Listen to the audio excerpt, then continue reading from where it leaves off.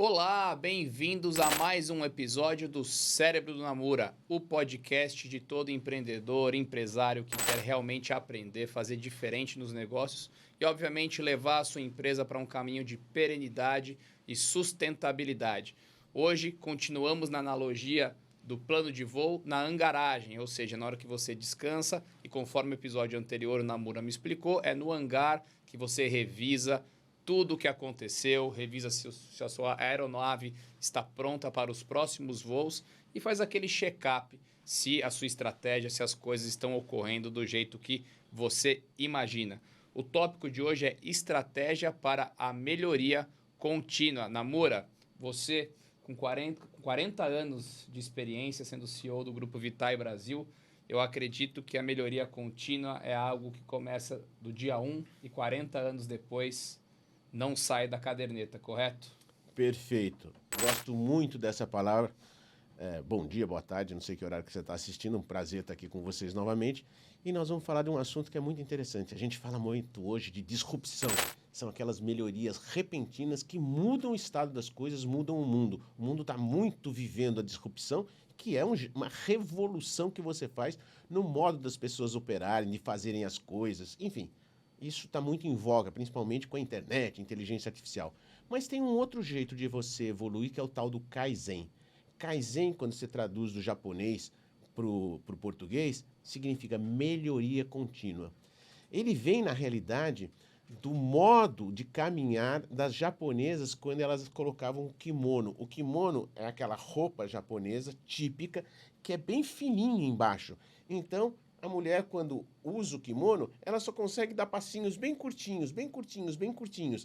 Mas se você, às vezes, quando eu estou dando palestra em público, eu estou falando do Kaizen e eu vou para uma ponta e vou falando e vou dando passinho bem pequenininho, um atrás do outro, um atrás do outro. E quando eu termino a minha fala, eu estou na outra ponta da sala. Isso é o Kaizen. É um passinho depois do outro, um passinho depois do outro, um passinho depois do outro, melhorando continuamente os seus processos para que, ao final de uma certa etapa, de um certo tempo, você tenha uma grande melhoria perceptível. Pensa no primeiro Mercedes-Benz, da filha do fundador da Mercedes, ela saindo com aquele carro que era uma coisa estupefata para as pessoas. O que é aquilo? Uma mulher de saia longa, em cima de uma coisa, andando sozinha, não tem um cavalo na frente puxando. Foi assim.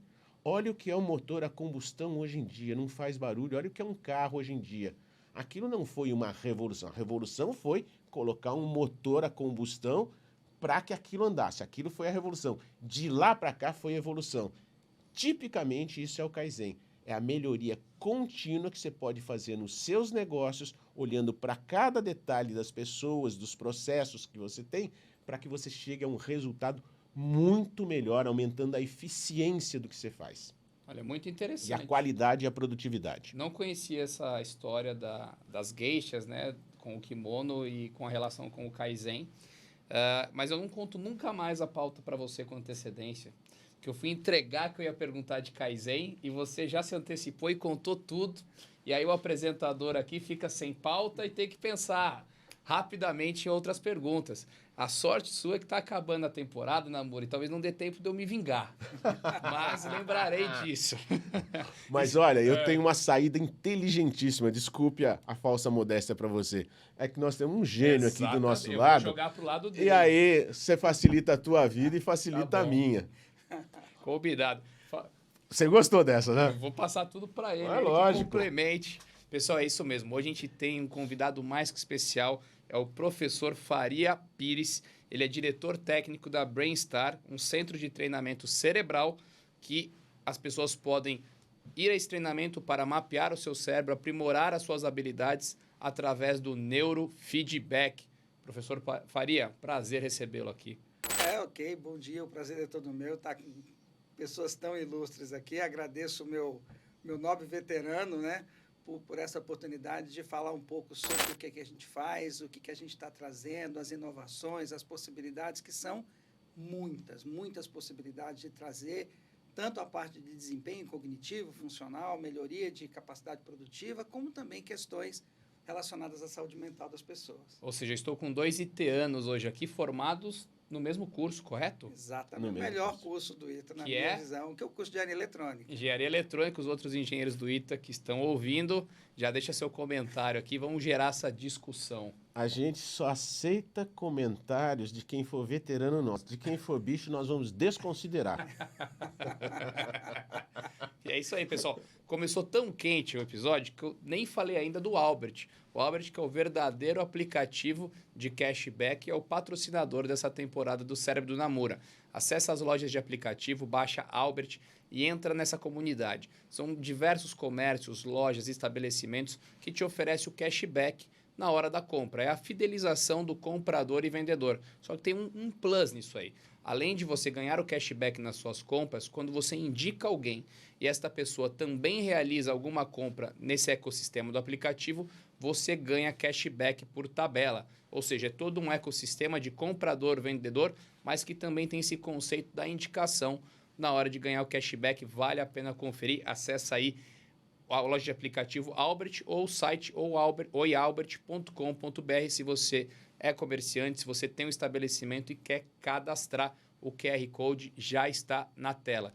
E lembrando, pode falar. E eu queria lembrar para todo mundo que já está disponível a inteligência artificial do Albert, Albert Intelligence. Isso serve para você que é dono de algum comércio, de algum negócio, qualquer dúvida que você tiver, tem um botãozinho lá que você aperta, vai aparecer as questões mais comuns do comércio automaticamente respondidas para você.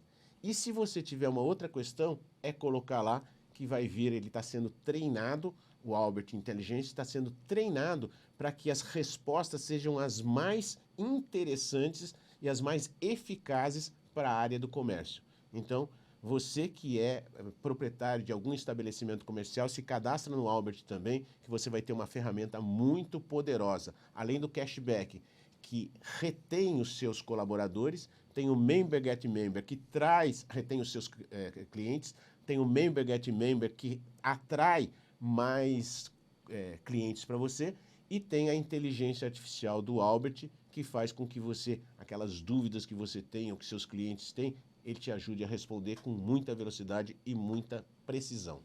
Lembrando também que todos os episódios desse podcast são ancorados em capítulos do livro do Luiz Namura, Yes You Can, que é um guia prático para você que quer crescer a sua empresa ou potencializar práticas de gestão. Fica ligado, também tem QR Code. Se quiser adquirir o livro Yes You Can, guia prático de negócios com desconto, é só aqui no podcast Cérebro do Namura. Bom, vamos para conteúdo, que é o que interessa. Eu reúno 2 ITanos na mesa, eu preciso aproveitar o tempo, o meu e de quem está assistindo. Professor Faria, a parte cerebral, né, o entendimento do cérebro, o estudo do cérebro, ele vem crescendo muito. Até poucos anos atrás, pouco se sabia desse órgão vital que nós temos. E hoje, a gente começa a aprender e começa a criar metodologias e ferramentas para potencializar, para até mesmo curar algumas patologias. Como é que você consegue aderir isso? Primeiro, depois você contextualiza na sua resposta o que é exatamente a Brainstar e o que eu estou falando, mas eu queria que você já emendasse como que você contextualiza o que vocês fazem com uma estratégia aplicada a negócios. Como você pode criar melhores colaboradores com o neurofeedback, com a Brainstar. O início da sua pergunta é uma coisa que me remete início da minha adolescência, quando eu assisti um episódio do Carl Sagan, do Cosmos, e ele fez uma analogia entre a corrida espacial e as grandes navegações. Ele falou assim, olha, se nós pensarmos em corrida espacial numa analogia com as grandes navegações, a gente só molhou a sola do pé. Com tudo que a gente fez até agora, a gente só molhou a sola do pé para mostrar a imensidão que havia. O cérebro é a estrutura mais complexa do universo, né? E só hoje o homem está começando a entender como é que essa estrutura funciona. Então, nós estamos molhando os pés em relação ao cérebro. Eu tenho essa visão, nós estamos molhando os pés. A gente consegue compreender, por exemplo, a parte do movimento, a gente consegue entender a parte do processamento visual, tem muita coisa interessante na área de audição, etc. A parte da importância do córtex frontal, o que ele faz em termos de planejamento, etc. Mas tem muita coisa ainda de emoções, como é que isso é gerido, como é que isso é lidado, o que impulsiona o homem a fazer uma coisa e não outra. Então, a gente está começando a estudar. Só que o que a gente tem hoje de informação já nos permite fazer muita coisa, né? A gente não pode esperar o conhecimento 100% para poder agir, né? A gente tem que usar aquilo que a gente já sabe para poder agir. Então, a BrainStar, ela vem de que forma, né? Nós temos a doutora Emily, que inclusive mandou um abraço para todos vocês. Que esteve aqui já no episódio, no Cérebro do Namura. Produção, coloca depois o link aqui do episódio da Emily, para quem quiser assistir. Que é a nossa neurocientista. Eu estava comentando aqui, é a nossa Carl Hermann Weiss da neurociência. É um professor do ITA que qualquer etiano vai lembrar dele com um carinho absurdo. A gente sentia honra de ter aula com ele. E esse sentimento que um aluno tem de se sentir honrado de ter aula com o professor, apesar das provas dele, né? E ela tem essa coisa da neurociência e de querer trazer a ciência, etc. E a gente, então, a gente tem uma capacidade hoje de mapear o cérebro, identificar regiões do cérebro que não estão de acordo com o que deveriam estar, elas estão muito ativadas ou pouco ativadas, e depois a gente treinar essa pessoa, né? Então, a gente tem essa capacidade. Só que, do ponto de vista do negócio, um negócio que não tem a capacidade de ser escalado, ele não tem sobrevida. Então, a gente tem que aliar essas duas coisas, né? Manter a qualidade do trabalho e ser capaz de escalar. Então, hoje, o que a gente faz? Nós temos capacidade hoje de atender, por exemplo, 4 pessoas simultaneamente na nossa clínica, que já é um modelo de escala. Muitos profissionais de neurofeedback, às vezes, têm um assento e usam como apoio a prática dele. Nós temos essa visão. Estruturação de processos para que isso possa ir para uma segunda unidade, uma terceira unidade. Então, replicar o que a gente faz é muito importante. E replicar o que faz, na minha visão, passa por ter processos bem estruturados, documentados, uma cultura da empresa muito solidificada nas pessoas, de tal maneira que, quando a gente for replicar isso para novos colaboradores, eles possam absorver a cultura e os processos. Perfeito. Perfeito. Ou seja, explicando o negócio dele, ele trouxe um conceito de negócios muito mais amplo, certo, Namura? O conceito de negócios mais abrangente, mais simples, mais preciso, é que negócio depende de 3 P's: pessoas, produtos e processos. Ok? Só que quem é que faz o produto? São as pessoas. Quem é que desenha os processos? São as pessoas. Então o negócio é pessoas, pessoas e pessoas.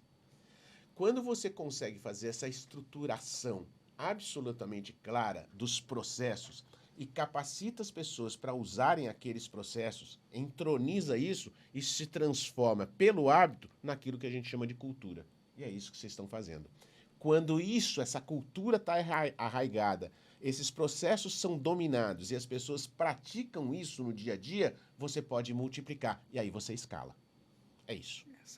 Essa é a nossa ideia, é o nosso trabalho. E Faria, nessa parceria entre você e a doutora Emily, o que eu acho interessante, para contextualizar, ela é a neurocientista e você trouxe todo esse know-how, a bagagem da engenharia. Você trabalhava com radares, correto?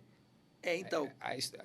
Você tinha essa visão, sim, já dos sensores. Como é que foi trazer esse conhecimento para a BrainStar? Antes de ir para o ITA, eu fiz a Academia da Força Aérea, né? Então, eu me formei aviador e fui voar aviação de ataque, aviação de caça, e depois eu fui voar aviação de transporte em São Paulo. E eu percebi que havia um gap na Força Aérea. Por quê? Porque a Força Aérea sabe formar pilotos muito bem. Nós temos uma herança da Segunda Guerra Mundial, onde os nossos aviadores foram para lá e trouxeram toda uma doutrina de instrução muito, muito sólida. Então, os aviadores militares brasileiros são muito bem formados. Só que, na minha época de tenente, eu não via processamento de sinais radar, eu não via interferência, porque eu imaginava o seguinte: se a gente quer ter sucesso na nossa atividade, você tem que ter um suporte de guerra eletrônica, que a gente chama, muito sólido. Então, o que eu fiz? Como tenente, eu vim para o ITA fazer engenharia eletrônica. Depois da minha formação, eu acabei ficando no ITA como professor e a minha área de pesquisa era guerra eletrônica. E guerra eletrônica lida muito com processamento de sinais. Então, você tem que pegar um sinal de radar e saber qual é a frequência dele, de onde ele vem, qual é a largura do pulso, etc. E aí, quando eu fui para a reserva em 2019, e a Emily já estava a pleno vapor com a neurociência, eu disse a ela: vamos fazer o neurofeedback, vamos fazer o processamento de EEG, mas vamos colocar o processamento de sinais para ter o melhor sinal, filtrar esse sinal, analisar ele na frequência, analisar ele no tempo. E isso trouxe para a gente uma capacidade de ver as coisas com muito mais amplitude, né? Não somente analisar o sinal do EEG, mas também fazer toda a análise de espectro desse EEG, com muito mais informações. Só explica para o nosso pessoal o que é EEG. EEG é eletroencefalograma. Nosso cérebro, os neurônios, eles pulsam eletricamente, eles têm um pulso elétrico, e esse pulso elétrico ele é mensurável. Eu posso colocar eletrodos, não dói, não tem nada que entre na cabeça da pessoa, é tranquilo, o eletrodo é contato e um gelzinho, e a gente mede essa atividade elétrica, e a partir do momento que a gente mede essa atividade elétrica, passa por um processo de filtragem e a gente tem condição de analisar esse sinal do cérebro da cabeça da pessoa. Namura, fazendo uma analogia para o mundo dos negócios, eu acho muito interessante que o professor Faria trouxe, que o radar nada mais é uma ferramenta para você não fazer um voo cego. E nos negócios é a mesma coisa. Às vezes você tem uma ideia maravilhosa, pessoas ótimas, mas você está num voo cego, porque você não tem as ferramentas adequadas para te dar um sinal claro, para você conseguir limpar o ruído e entender para onde você está indo. Então, o radar, ele planeja um voo muito mais seguro para o piloto. No mundo dos negócios, a gente pode falar de planejamento, que passa por o Kaizen, que você explicou no começo desse episódio. Como, então, vincular um planejamento estratégico da empresa com melhorias contínuas, como o Kaizen, por exemplo, para você construir, de fato, um ambiente com produtividade e efetividade? É muito legal isso, porque dá para fazer uma analogia muito boa. Ele está pegando sinais cerebrais e vai interpretar esses sinais cerebrais para tirar alguma conclusão. Sem esses biomarcadores, fica muito difícil você tirar uma conclusão. Depois o Faria, muito melhor do que eu, vai explicar como a psiquiatria pode evoluir com esses biomarcadores, que parece ser uma tendência que a gente tem nesta área cerebral. Então, a sinalização, assim como eu tenho uma série de biomarcadores do sangue, da glicose, essas coisas, e isso facilita o médico tomar uma decisão, no cérebro também isso está evoluindo, e nas empresas nós temos os famosos KPIs, que são os marcadores que você utiliza para saber se aquele processo que você desenhou e implementou está dando o resultado que você gostaria. Então, falando numa linguagem de marketing digital, CPL, o custo por lead. Você achou que ia fazer uma propaganda, essa propaganda ia atrair pessoas e essas pessoas iriam deixar os seus dados, que são os leads, para depois você se comunicar com essa pessoa. Você gastou R$1.000 e veio um lead. Puxa vida, o custo por lead foi de R$1.000. Se vieram 100 leads, o custo por lead foi 1.000 dividido por 100, R$10. Mas eu precisei desse marcador para saber se a minha propaganda, o meu advertising, foi bom ou foi ruim. E eu tomo a decisão de mudar a minha promessa. Então eu preciso desse marcador. Eu posso ficar falando aqui de dezenas de marcadores que nós temos hoje na era digital. A mesma coisa no cérebro. A gente precisa de indicadores para não ir no achismo. É assim que a gente vê a analogia entre o campo da ciência e o campo dos negócios. A melhoria contínua, ela é realizada com indicadores, com marcadores. Não há como você saber se você teve a melhoria se você não teve um marcador para ver o que melhorou. Perfeito. A palavra melhoria embute ter um marcador que eu possa analisar.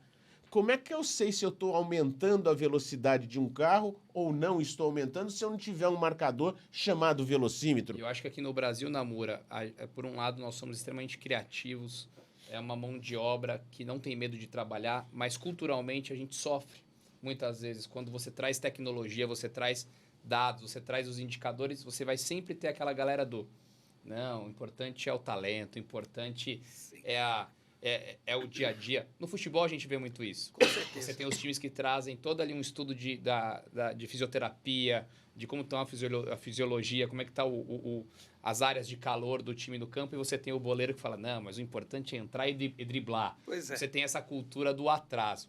Então, como é que Faria? Você traz, então, algo inovador, que, como você falou no início do episódio, as pessoas podem até achar que dói, confunde com eletrochoque, com aquelas cenas de filme, né? Que as pessoas tomam choque no cérebro. Traz algo novo e mostra, olha, a partir daqui você tem 2 caminhos. Você pode curar uma patologia, você pode curar um TDAH, você pode se desenvolver e produzir áreas do cérebro que você talvez esteja com alguma deficiência ou hiperatividade.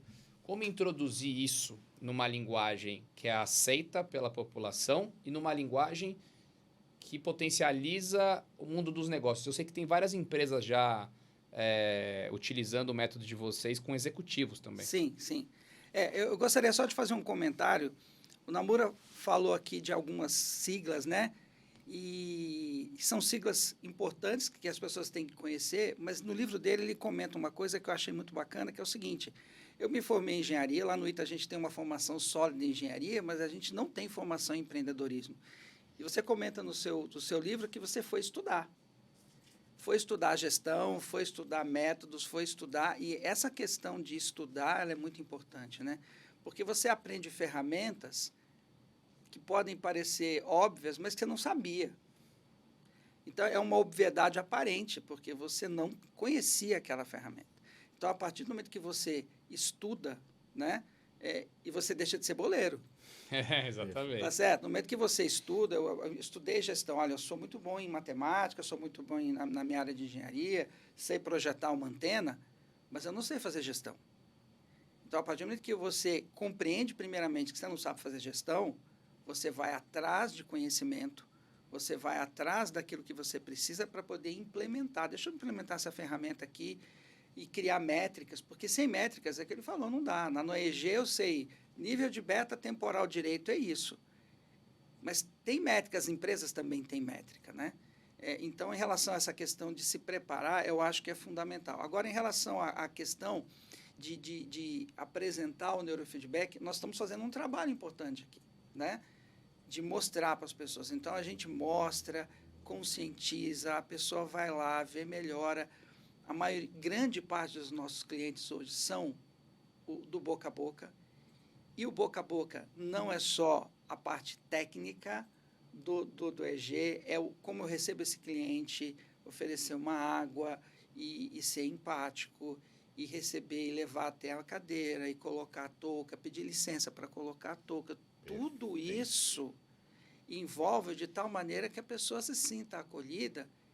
E quando ela sair, ela vai sentir, bom, o neurofeedback está melhorando e eu tive uma boa experiência lá. E aí ela vai falar com as outras pessoas. E aí esse processo de ir na mídia, mostrar o que a gente faz e conscientização, e a pessoa cria uma expectativa. Teve uma psicóloga que me falou, felicidade igual realidade menos expectativa. Né? A pessoa faz uma expectativa enorme, então a gente tem que criar para ela uma realidade que pelo menos saia nulo. O ideal é que seja melhor.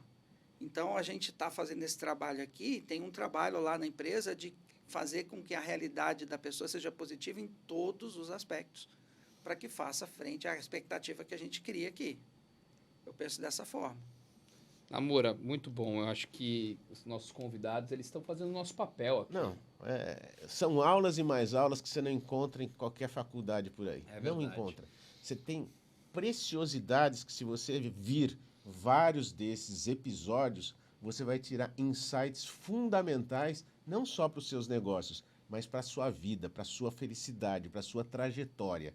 Fantástico. Sabe que hoje de manhã eu estava com um empresário e ele me mostrou uma foto do tapete de entrada do prédio comercial dele. Ele falou assim, eu faço um prédio, eu vendo nesse prédio o quê? Status, localização. E olha o tapete de entrada que eu tenho nesse prédio. Era um tapete extremamente simples, ruim.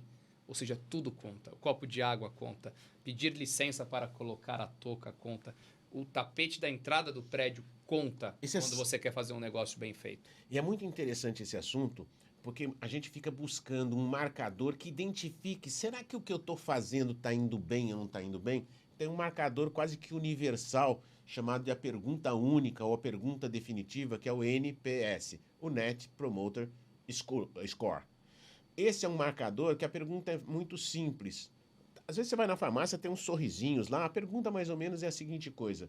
Você, numa escala de 0 a 10, Que nota você daria para a indicação que você poderia fazer do meu negócio para os seus amigos, parentes, conhecidos? Quantos você indicaria? Se a nota for de 0 a 6, esse camarada é considerado um detrator. 7, 8, ele é neutro. Não fala nem bem nem mal de você, não fala. 9 ou 10, ele é um promotor. É muito engraçado porque para você calcular o INPS é muito simples, é só fazer uma pesquisa com essas perguntas e dividir esses grupos e ver que número que dá. Mas você tem que fazer NPS entre coisas semelhantes, não dá para fazer entre coisas diferentes. Por exemplo, o NPS das operadoras de telefonia são os mais baixos que existem. E os NPS da educação são os mais altos que existem. Ok? Agora, uma coisa interessante. Quanto maior a cultura de um país, menor é o NPS. Ô, louco, mas por que isso? Porque naquele país que a cultura é mais desenvolvida, que os serviços são mais desenvolvidos, a concorrência é maior, todo mundo vai melhorando. E as pessoas vão criando a expectativa, quando entram no seu negócio, parecida com a expectativa que ele foi atendido ou não num outro negócio. Se o outro negócio subiu e você não subiu, na realidade você caiu. Em países ou em locais onde a expectativa é baixa, porque o nível de serviços que ele está acostumado é baixo, quando vem alguém que faz alguma coisa um pouquinho melhor, se destaca.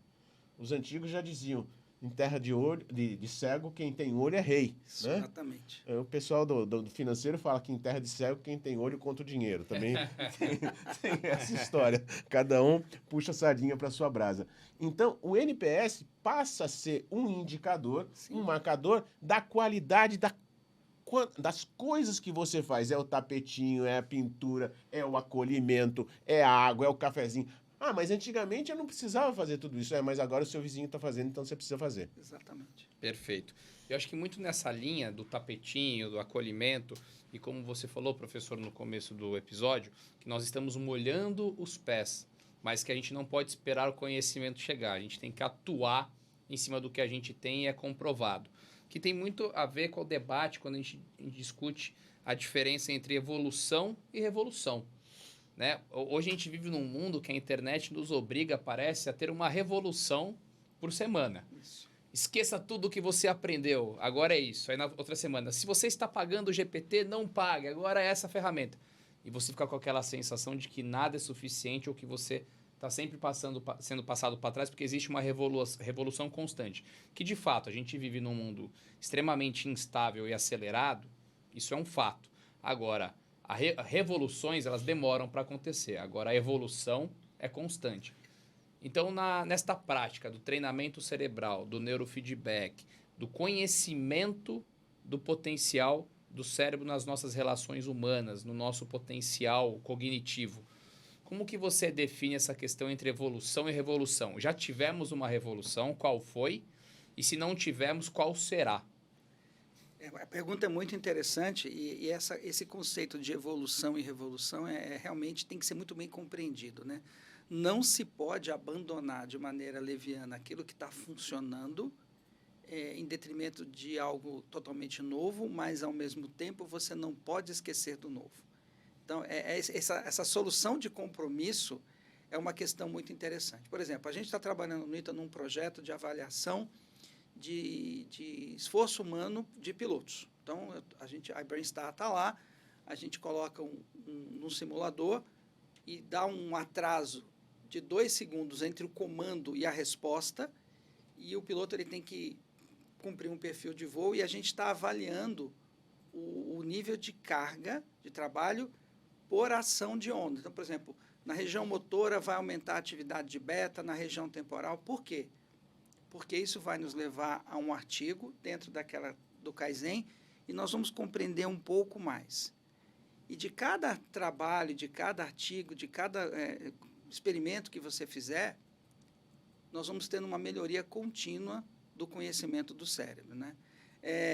A psiquiatria é uma parte extremamente importante e tudo que eles fizeram até hoje, em termos de pesquisa, de identificar sintomatologia. Olha, o ansioso tem essas características, o depressivo tem essas características, todo o trabalho da neurologia, de estudar, etc., nos permite ter um conhecimento muito grande do cérebro. Então, o neurofeedback, ele vem inicialmente com uma evolução com grande impacto,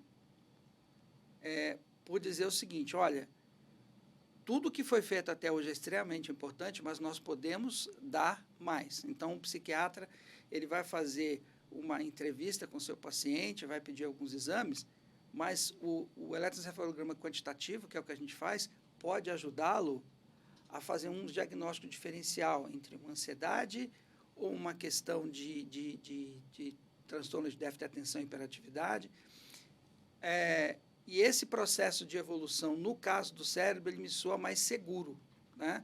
Então, no futuro, pode, e eu acho que com certeza haverá uma revolução no sentido da gente poder fundir tudo isso e chegar a uma compreensão maior. Mas hoje a gente precisa de mais conhecimento. E é por isso que a pesquisa, o estudo é tão importante. Então, a Brainstar, a gente tem uma preocupação, sim, com fazer o que a gente faz bem feito, mas também trabalhamos com um projeto de pesquisa. Eu também estou fazendo um doutorado no ITA e estou buscando usar redes neurais, inteligência artificial, para nos ajudar no processamento de eletroencefalograma. Imagina uma coisa, Namura. Quer falar primeiro? Quero dizer uma coisa que é muito importante.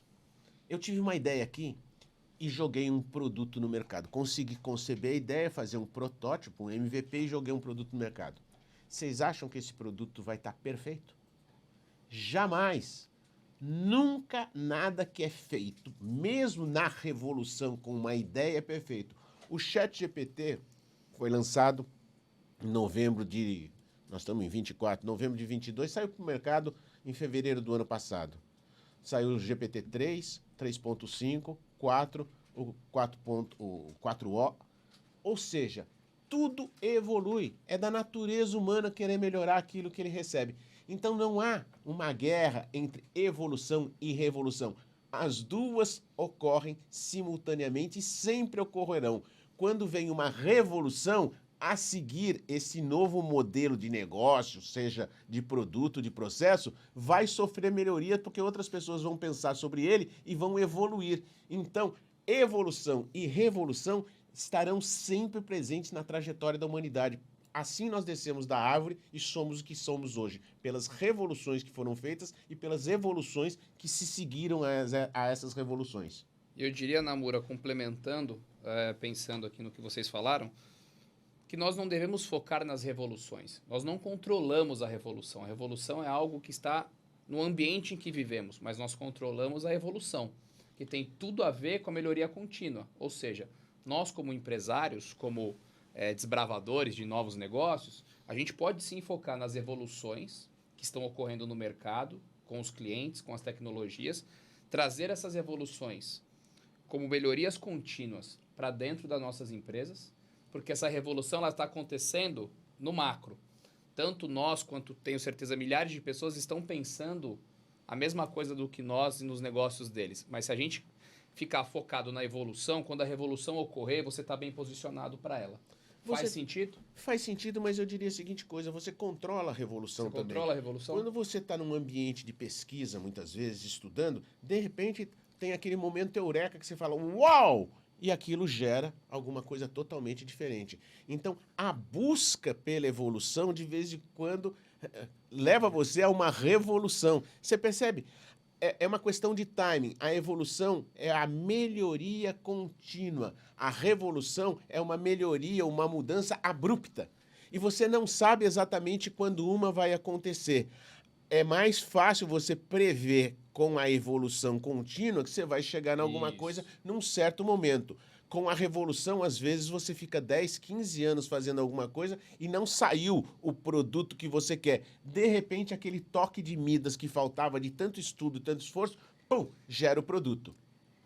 Tem uma história interessante, a gente como eletrônico gosta muito dessa história, que são essas coisas que contam assim que é Você fantasioso. Fala a gente como eletrônico, a gente é de carne e osso, viu, gente? A gente fez engenharia eletrônica só para Ainda não são robôs nesse É podcast. a maneira que a gente se refere. Ainda não são robôs aqui. Descoberta do transistor. Tem uma historinha que diz que, por acaso, 3 cientistas da Bell Labs descobriram o transistor, mas, na verdade, não tem nada por acaso. Havia válvula, e até hoje alguns equipamentos usam válvulas, E eles queriam descobrir um mecanismo, um dispositivo que conseguisse fazer o que a válvula fazia menor. Então, foi muito dinheiro investido naquilo e aquele investimento levou a uma das maiores revoluções da eletrônica, que foi a descoberta do transistor. Então, quando eu dava aula de física no poliedro, eu falava, olha, século XX, na minha visão, no campo das exatas, o descobrimento do transistor foi uma das maiores descobertas, que permitiu a gente ter tudo no nosso celular, computadores, etc. Mas isso precisou da evolução da válvula, precisou evoluir o diodo, precisou muito dinheiro investido, mentes brilhantes, todos ganharam o prêmio Nobel, e um deles ganhou um outro prêmio Nobel mais para frente, e levou essa revolução. Então, são acidentes acidentes nos quais você investe muita energia. Eu diria, né, acho que a gente tem um peso acadêmico muito forte aqui nessa mesa, que a revolução é uma questão de acesso também. Você tem que estar bem posicionado para fazer parte de uma revolução. Sim. A evolução, talvez para a grande massa de pessoas, ela esteja mais acessível.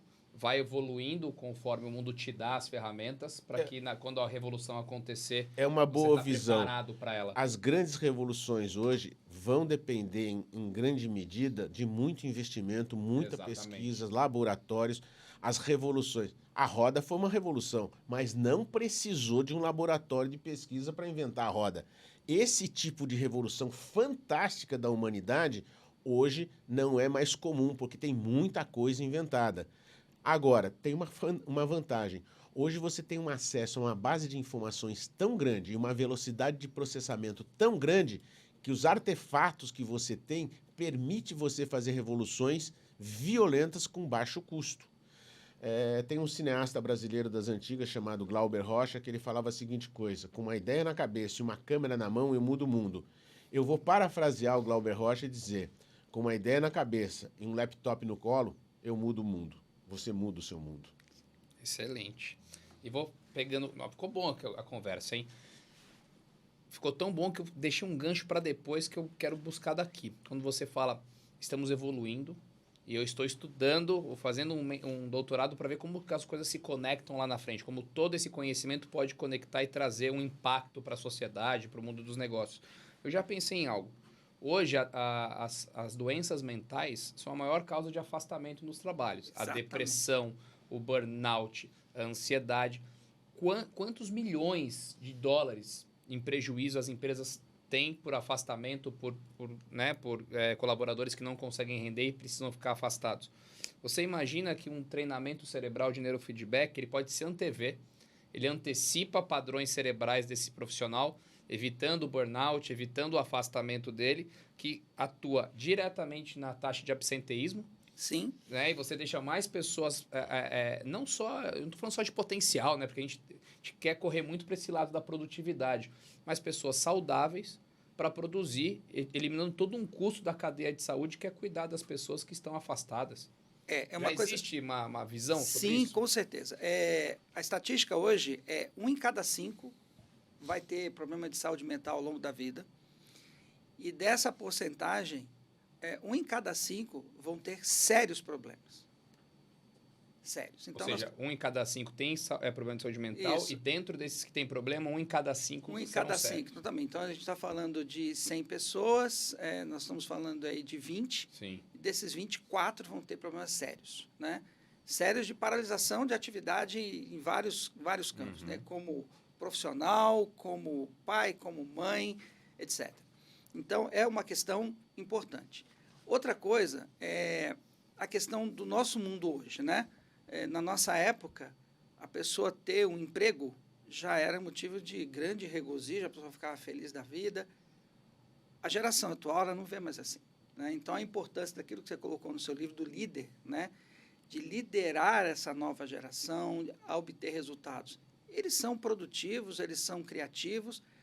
A dificuldade é em extrair essa produtividade e essa vontade deles de fazer o que deve ser feito, né? Então, a importância do líder. Eu tenho um executivo lá que ele foi com questões de sono e o sono melhorou, mas ele percebeu o impacto na capacidade criativa. Então, quando eu fui falar para ele, olha, Não precisa mais, você pode vir uma vez. Não, eu quero continuar porque está fazendo muito bem para várias outras áreas. Uma outra questão que eu acho interessante é assim, as nossas experiências, uma perda, um luto, uma coisa que acontece na vida pessoal, ele afeta a nossa capacidade de funcionamento por a questão do cérebro ter essa neuroplasticidade. Então, às vezes, um profissional, ele foi produtivo, criativo a vida inteira, tem uma visão fantástica da empresa, mas acontecem coisas que fazem com que o desempenho dele caia. Muitas vezes, as pessoas não sabem lidar com isso, ele é substituído. Se nós pudermos fazer uma avaliação do cérebro dele e treinar, eu consigo recuperar essa pessoa. Que fantástico. Eu consigo recuperar e trazer ele para aquele nível de produtividade que ele tinha antes. Então, essa capacidade de você observar o que está acontecendo, mas não somente observar, mas agir de maneira mecânica na melhora, isso tem um impacto em corporações, em produtividade, mas, sobretudo, em vida das pessoas, muito importante. Sem o uso de medicamentos. Vou reforçar. A Brainstar não é contra o medicamento de uso controlado para o cérebro, mas ele tem que ser numa aplicação específica e no mínimo tempo possível. Se nós pudermos usar a capacidade do cérebro para auto-melhora, para autorregulação, muito melhor. Fantástico. Fantástico, né? Amor, eu tô pensando na minha vingança aqui do episódio e eu acho que eu achei. Vamos lá. Tô pensando. Cuidado com o efeito bumerangue. É tanta informação e como o professor Faria falou, a gente tá molhando os nossos pés e a gente não sabe o efeito que isso vai dar. A gente consegue calcular os efeitos de primeira ordem, absenteísmo, redução de patologias mentais. Agora, qual que é o efeito de segunda ordem nisso tudo? E aí, Namoro, eu te pergunto, como é que você conecta ferramentas como essa, o entendimento do cérebro, conectado a ferramentas que potencializam e identificam o nosso cérebro de uma melhor forma com o ambiente corporativo? Então, você imagina, você tem uma empresa, você tem um convênio com a Brainstar, onde seus executivos treinam os seus cérebros, você tem uma taxa de absenteísmo baixa. Como que você internaliza tudo isso no seu ambiente de negócios para ter uma equipe comprometida com a criatividade, com o foco? Porque a melhoria contínua, muitas vezes, ela não é excitante, ela não tem todos os dias uma grande coisa a ser feita. Muitas vezes é o que? Acompanhamento do indicador, são testes pequenos para você, né, seguir passos curtos como o Kaizen até você chegar num resultado final. Como, então, mensurar e equilibrar essa criatividade, essa potência toda com os processos, com a calma, com saber que existem passos a serem cumpridos? Eu fui claro porque meu cérebro está fritando, assim como aquela imagem. Talvez essa seja a pergunta de $1 milhão, mas ela tem uma saída. A saída está em integrar as pessoas, a gente falou no episódio da semana passada, num propósito. Se eu quero participar das Olimpíadas, e ser um nadador e ser um medalhista, eu vou passar no mínimo 10, 12 anos na minha vida treinando, acordando de manhã. A turma está dormindo e eu estou lá às 7 horas da manhã pulando na água, porque eu tenho um propósito tão claro, tão absurdo, tão definido, que esta dor, entre aspas, para mim não é dor. Você percebe? Então, se você não tiver isso, você não vai por essa trajetória. Se você quiser andar no caminho de Santiago de Compostela, são 800 quilômetros. Se você não der o primeiro passo e reclamar do primeiro passo, dos 10 primeiros passos, você não vai chegar lá. Então, para você aliar o passo a passo com o objetivo, é fundamental que tenha um propósito claro. Se você não tiver isso, isso é da cultura da empresa, isso é da liderança. O líder, ele vai à frente, ele mostra o caminho, ele dá o exemplo, ele acorda cedo, ele estuda. Aqui na nossa empresa, eu costumo dizer, isso aqui não é uma empresa, isso aqui é um MBA, todos os funcionários sabem disso. Toda segunda-feira, há anos, das 8 da manhã às 6 da tarde, aula. Toda segunda-feira. Você pode perguntar para os funcionários. A gente tem a VIT Academy com uma série de cursos. A gente discute os assuntos. Primeiro, você contrata bem pessoas que são competentes para você já fazer um filtro. O ITA é assim, né? Ele procura já filtrar na entrada, porque se o camarada não tiver vontade férrea para participar daquela tortura, vamos dizer assim, durante 5 anos, não dá. Então, eu já faço essa seleção. Aqui a gente faz a mesma seleção. As pessoas que vêm, o meu diretor de marketing, eu falo, você vai fazer um MBA. 2 ou 3 semanas depois que ele entrou, ou 4 semanas, ele falou, Namura, você pode ser meu mentor? Ele entendeu o valor do conhecimento. Então, isso está na cultura da empresa. Aqui todo mundo busca, pelo prazer íntimo, aprender mais e depois pratica. E aí vê o resultado, e esses micro-resultados, pela ação dele, pelo conhecimento que ele adquiriu, dão um prazer orgástico para as pessoas. E é esse prazer orgástico que ela sente de trabalhar em algo que dá satisfação que faz com que ela continue perseguindo o objetivo final. A felicidade não está no final, está na trajetória. Você é o arquiteto da sua trajetória. Esse é o ponto fundamental. Você não pode colocar sua felicidade no ponto de chegada. O ponto de chegada nunca chega, sabe por quê? Porque quando você chega, você quer mais.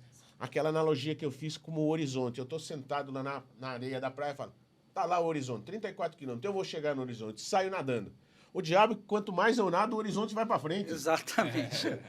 Você nunca vai chegar no horizonte, cara. Ele sempre vai estar na frente. Assim é o conhecimento, assim é a sabedoria, assim são as possibilidades da vida. Se você acha que quando se aposentar parou tudo, aí você morre, porque você não tem mais sonhos. Então a resposta, para ser bem objetivo, é fazer com que o propósito seja a mola propulsora do teu objetivo. E os micro-resultados sejam recompensados, reconhecidos, para que as pessoas sempre tenham essa chama dentro delas ardendo e elas querendo progredir na vida.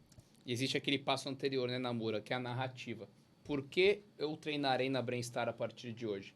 Por que eu vou acompanhar esses indicadores? Não adianta nada amanhã, a pessoa fica toda animada e fala assim, agora todo mundo vai lá na Brainstar treinar. O que é bem-estar? Por que eu preciso treinar? Exato. Por que eu preciso dedicar uma hora da minha vida lá? Exato. Você precisa dar esse propósito para as pessoas. É a mesma coisa os indicadores. Você vai acompanhar esse indicador diariamente para ver se é 0,1 ou 0,2. Se a pessoa não entende o porquê que ela está acompanhando aquele indicador, se torna uma tarefa. Por que quando você quer emagrecer, você faz uma série de procedimentos e some na balança todo dia? Para ver se o indicador, se aquilo que você está fazendo tá aparente no indicador. Então é isso. Você precisa disso. Mas antes de subir na balança todo dia, você fez um programa e você tem um propósito. Eu quero ficar em forma para o verão. Um comentário. Nós temos uma atleta aqui de São José, a Ana Júlia. Um abraço para ela, para a família. Ela tem 15 anos de idade. Ela acorda às 4h30 da manhã. Na casa dela tem uma raia, a menina já tem... E ela estava tendo resultados e começou a treinar conosco e ela decolou, né? Então, hoje ela tem o melhor tempo na categoria.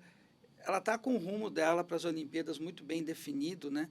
E os resultados dela, inclusive, com competições de pessoas global, não é só da idade dela, ela que chega a ganhar provas, inclusive, né? E a gente treina o cérebro dela exatamente para quê? E aí vem uma questão que vou linkar com o que você disse, né? O prazer orgástico que vem de você entender o propósito e acompanhar, ele está muito ligado à sua capacidade de lidar com esses inputs emocionais positivos que muitas vezes não estão muito regulados. Então, o trabalho que a gente faz na Brainstar pode ajudar o cérebro a ter uma normatividade de ter prazer naquilo que está sendo feito. Isso é muito legal. Né? Ter prazer. Então, no caso dela, às vezes ela não nada como ela gostaria de nadar e vem uma frustração. A frustração, ela pode ter um lado positivo, vou melhorar na próxima, ou ele pode ter um lado da pessoa mergulhar no processo depressivo. E o neurofeedback ajuda para que ela possa lidar com isso de maneira muito mais positiva. Eu acho que essa é a chave de todo episódio, porque eu ia te perguntar exatamente isso. Todos nós gostamos de histórias de atletas de sucesso. O atleta, ele representa muitas das nossas aspirações e frustrações. Todos gostamos de falar de executivos de sucesso com grande potencial. Agora, a pessoa que está ouvindo hoje, que talvez esteja num emprego que não gosta, que talvez não se sinta tão capaz, que sente uma letargia, sente um vazio, algo que é maior do que ela e ela não consegue sair disso. Ela já procurou vários tipos de ajuda, ela já procurou questões holísticas, ela vai pingando de religião em religião para tentar encontrar uma resposta e continua carregando esse vazio. E aí você me traz isso. Eu ia perguntar exatamente isso. E para as pessoas normais, entre aspas, né?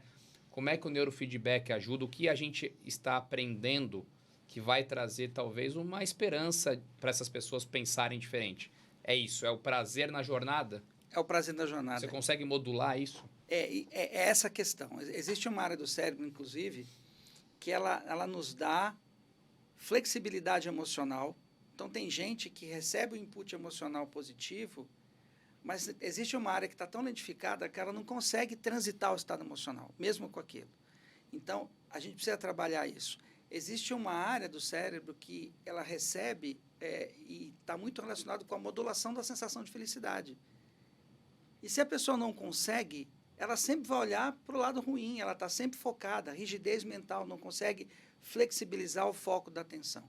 Então, assim, as histórias de sucesso, via de regra, elas passam por fracasso. Eu vi uma entrevista recente que fala assim, o sucesso não ensina muito. O que ensina muito é o fracasso. Não, o fracasso faz parte da jornada. Agora, ter inteligência emocional e a capacidade cerebral para lidar com isso e fazer diferente para crescer, depende do cérebro estar bem. Depende, e não é o cérebro enquanto ente metafísico, não. É o cérebro órgão que é irrigado por sangue, que tem uma atividade elétrica que precisa estar com as ondas cerebrais distribuídas adequadamente. E a partir do momento que você mapeia e consegue tratar isso, melhorar, a pessoa vai ter uma capacidade melhor de lidar tanto com o sucesso, com o fracasso e aprender e fazer melhor. Que acho que é a peça do quebra-cabeça que falta em muitas palestras motivacionais e cursos que a gente vê. A pessoa chega assim, faça do limão uma limonada. Concordo 100%.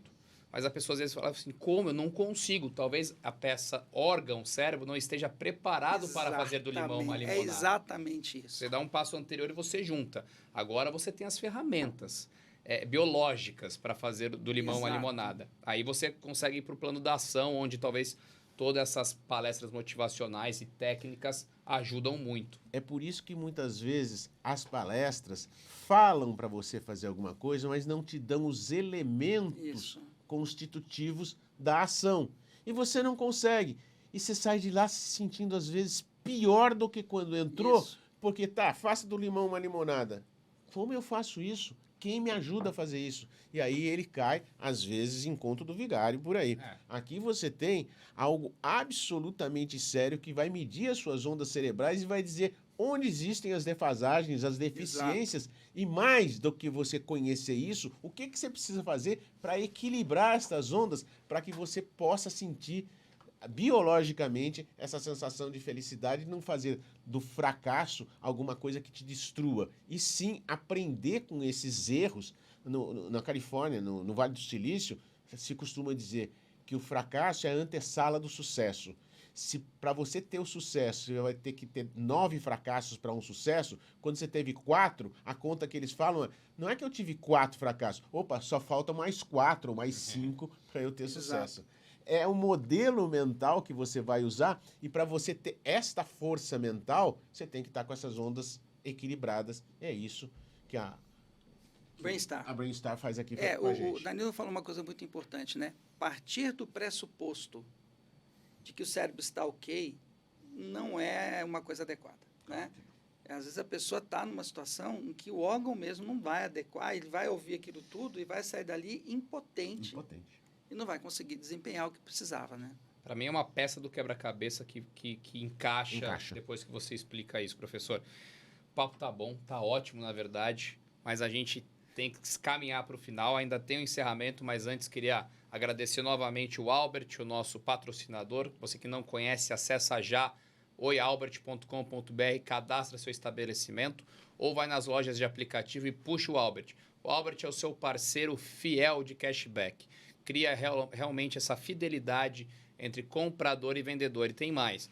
Você compra dentro do Albert, você ganha o cashback, mas você também pode indicar amigos, familiares. E essas pessoas, quando realizam uma compra no ecossistema Albert, você também ganha cashback.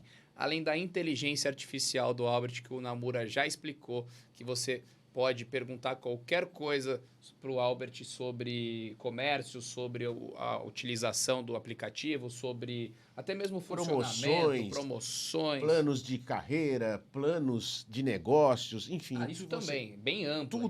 Tudo que você quiser perguntar para ele, ele vai. Bom. Você quer fazer uma planilha? Então vão ter prompts prontos, perguntas prontas que muitas pessoas fazem e que o Albert e você já vai dar dentro do aplicativo você também, acessa dentro do aplicativo.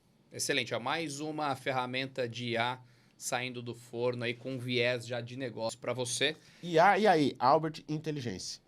É o IE, ó. Já se apoderou do acrônimo. E lembrando que todo esse podcast é baseado no livro Yes You Can, do Luiz Namura. Se você quer adquirir, tem o QR Code na tela também, ou taguei aí, @Luiz Namura, faz um vídeo sobre empreendedorismo que o time entra em contato para falar do livro contigo, combinado? E, como todo final de episódio, tem uma frase para a gente discutir, fechar a pensata de hoje. Eu gosto muito desse filósofo, ele está sempre aqui com a gente. A frase é a seguinte: a filha da competência com a humildade chama-se sabedoria. O filósofo se chama Luiz Namura, não sei se vocês conhecem. Mas essa Namura, como a frase é sua, eu queria que você começasse, então, explicando o conceito dela, e o professor Faria vai fechar com todo o conhecimento dele do que a gente falou hoje. Eu vou fechar essa frase com alguns tópicos que eu gostaria de lembrar aqui. Toda criatividade deve ser premiada e os seus criadores reconhecidos. Isso é muito importante para a autoestima das pessoas. O erro que muitas vezes acontece, eu te pergunto, você acha que o Steve Jobs errou ou não errou? Você acha que o Elon Musk, que está botando foguete em pé, errou ou não errou? Você viu alguns explodindo? Ele quase perdeu toda a fortuna dele, mas foi até o final, obstinadamente. Então fique tranquilo que você vai errar, eu erro, o Faria erra, todo mundo erra. Com as ferramentas que ele nos dá, a gente começa a ter mais competência para lidar com os sentimentos que advêm desse erro. Então, isso é muito importante. À medida que você vai crescendo, você vai pensando, nós falamos hoje, de evolução e de revolução. O Kaizen vai fazer você chegar longe. A disruptura vai fazer você chegar rápido. Se você usar os dois, o céu não é o limite para você. Evolução e revolução vão fazer parte da sua vida. E quando tudo isso acontece, você adquire uma certa competência. Se essa competência virar soberba, você vai cair. Se essa competência virar humildade, porque quanto mais você sabe, já dizia Sócrates, sei que nada sei, aí essa humildade vai te levar aos píncaros. Então eu costumo dizer, ensine com generosidade e aprenda com humildade. E aí você vai muito longe. É fantástico, fantástico isso, né? Vou fazer uma analogia da minha formação como piloto, o Namura como piloto também vai concordar comigo. Lá na Academia da Força Aérea, a gente começa a voar, e na minha época de cadete era a época do filme do Top Gun. Então, o indivíduo voa 3, 4 voos e já se acha piloto, cada todo empertigado. Então, lá na academia, quando os instrutores viam um cadete que já estava se sentindo muito, na escala, botava esse cadete com um instrutor bem casca-grossa, ele tomava um voo deficiente para baixar a bola dele, porque piloto orgulhoso morre e mata a gente, tá certo? Então, você tem sempre que respeitar a aeronave, estar sempre com o estudo da aeronave em dia, você tem que estar meteorologia, tudo. Você tem que saber o que você está fazendo e estar consciente que você não está na posição de controle total o tempo todo e que você tem que procurar saber o máximo possível. Então, o desenvolvimento da competência como aviador é fundamental, mas a humildade de entender que você é falível também é fundamental para que você não mate e nem morra, né? Agora, se você levar isso para a sua vida, é a mesma coisa, né? Você tem uma série de conhecimentos, etc., mas você nunca vai saber exatamente quem são seus concorrentes, você nunca vai saber exatamente se os seus processos são os melhores, se tem gente fazendo coisa melhor. Então, a consciência de que, olha, o que eu estou fazendo está bom, mas pode ser melhorado porque eu não sou o melhor dos melhores. Isso é fundamental para que você possa crescer. Sem isso, não tem condição de você durar muito. É por isso que de tudo que o Faria falou, do que a gente falou aqui, eu acho que essa frase resume bastante, muito do que a gente falou. A competência aliada à humildade é sabedoria. Ele falou uma coisa muito interessante que ocorre na aviação. Quando a sua arrogância é maior que a sua competência, você morre. Lá você morre de morte morrida, porque cai o avião. Aqui você morre para a sociedade, porque as pessoas não te respeitam mais. Exato. Cresça, cresça, cresça, mas busque ser humilde. As pessoas vão perceber que você é uma pessoa sábia e elas vão te valorizar e você vai crescer mais ainda. Principalmente nessa simulação seletiva que nós vivemos. A gente abre o celular e só tem história de sucesso. Ninguém erra, todo mundo sabe tudo. A gente tem que estar sempre atento.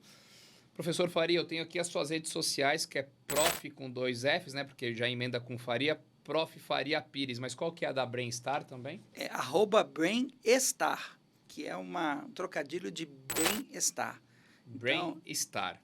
Brain em inglês, né? Estar em português. É a junção das duas palavras, uma em inglês e outra A gente em coloca português. o GC aqui embaixo. E você que quer saber mais dicas de negócios, quer assistir outros episódios, também segue lá, @LuizNamura. Todos os episódios, todos os cortes estarão lá.